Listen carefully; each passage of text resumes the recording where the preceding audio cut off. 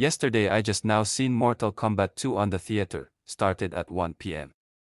I know the first one of this reboot wasn't that great though it's still a decent. However when I seen this sequel and I actually like it more. Definitely it is a better and the first movie, it had much more improvement, better than what I expected.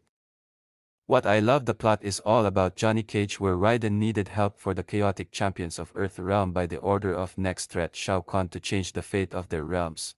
Raiden wants Johnny Cage to improve his combat skills.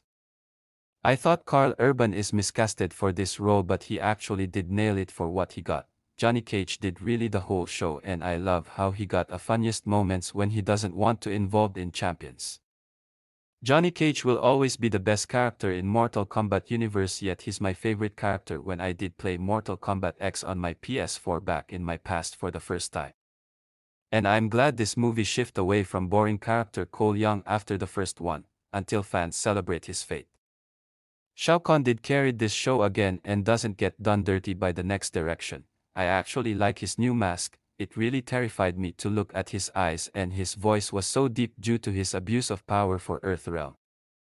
The whole characters were actually tried to nail at their moments, the action and pacing are much bigger improvement. This is like a playing video game but on the cinematic screen. It does similar from story mode and fatalities are so chaotic but it's definitely a great experience to the fans of video games. Just like Sonic and Mario for what they got cinematic treatment. The effects are even great too but the biggest negative I got is Baraka's CGI, it looks more goofy and it should have been used a practical to make himself as scary. Baraka's look supposed to be scary in the games and the fan service was too much overused some of it were not even bad. I kinda confused why Kano is rejoined Raiden and help his allies again after come back to his life. I don't know he would betray them again until the next entry and the ending is a great to set up the third movie.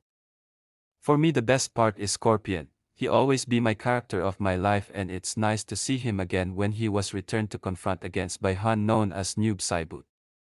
I was so hype how Scorpion continues to embrace his vengeance while he tried to keep his own peace. This is a definitely solid sequel based on iconic fighting video game series and much better than the first one. I'm only have 2 Mortal Kombat games on my PS4, someday I would get a classic collection for my Switch too. So I'll rate this movie a 8 out of 10.